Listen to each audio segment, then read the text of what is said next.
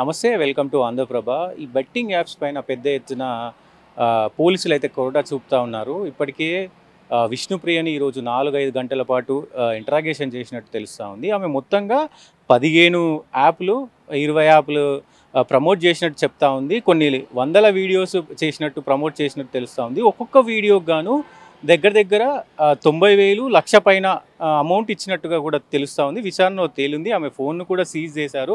So ఇదే అంశంపై మాట్లాడడానికి మనతో పాటు అన్న ఉన్నారు. మాట్లాడదాం. అన్న, చెప్పండి, అసలు ఈ బెట్టింగ్ యాప్స్ వల్ల వాళ్ళకి వందలు వేల కోట్లు వస్తున్నాయి. సో ఇక్కడ ప్రజలు చాలామంది చనిపోతూ ఉన్నారు. ఏం చెప్తారు?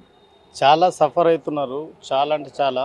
పల్లవి ప్రశాంత్ కానీ, మళ్ళీ విష్ణుప్రియ కానీ, విజయ్ దేవరగండ కానీ, మళ్ళీ హర్ష సాయి కానీ, పరేషాన్ ప్రశాంత్ కానీ, పరేషాన్ బాయ్స్ యూట్యూబ్ ఛానల్ కానీ, ఈ ఛానల్స్ అన్నీ ఫస్ట్ మూయించేయాలి.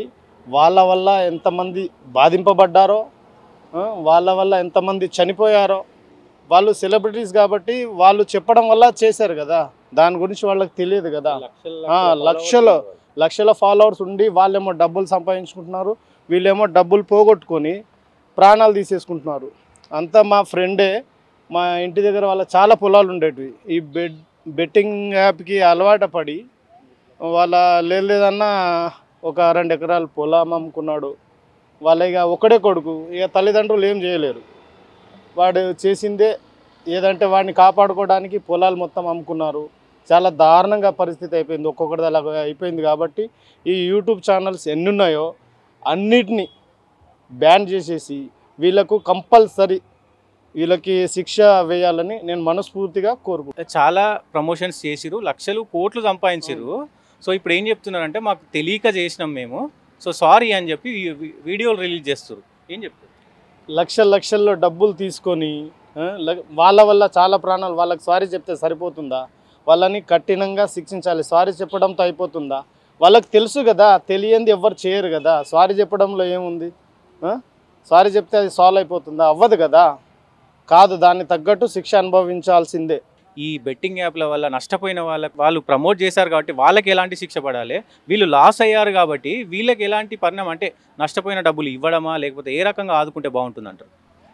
అంటే ఆదుకోవడం అంటే వీళ్ళని వెతికి ఆదుకోవడం కష్టం, కానీ మినిమం ఉంటారు కదా, దానివల్ల ఎక్కువ సఫర్ అయిన వాళ్ళకి కనీసం హెల్ప్ చేసి ప్లస్ వీళ్ళని మాత్రం ప్రత్యేకంగా శిక్షించాలని కోరుకుంటున్నాను. ఇప్పుడు ఈ పెద్ద యూట్యూబర్స్, పెద్ద సెలబ్రిటీస్ కూడా ఉన్నారు. ఏం చెప్తారు? ఇప్పుడు శ్రీముఖి కావచ్చు, యాంకర్ శ్యామల కావచ్చు, ఇంకా ఇట్లా చాలామంది ఉన్నారు. ఏం చెప్తారు? ఎవరైతే ఏముంది, తప్పు చేసినప్పుడు అందరు సమానమే కాబట్టి కంపల్సరీ శిక్ష వేయాల్సిందే. ఆ ఛానల్స్ అన్ని క్లోజ్ చేయాల్సిందే. ఈ బెట్టింగ్ యాప్స్ ప్రమోట్ చేసిన వాళ్ళకు, అటు యూజ్ చేస్తున్న వాళ్ళకు ఇప్పుడు మీరు ఏం చెప్తారన్న? అంటే వాళ్ళకి యూజ్ చేసే వాళ్ళకి ఇప్పుడు డబ్బులు అయితే ఏం రావట్లేదు కదా. వచ్చిన వాళ్ళకి వస్తున్నాయి, పోయేటోళ్ళకి పోతున్నాయి, కానీ రావడం తక్కువ.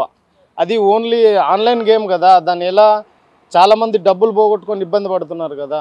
సో ఇది పరిస్థితి. సో వాళ్ళ ఫ్రెండే చాలా బెట్టింగ్ యాప్స్లో నష్టపోయాడు.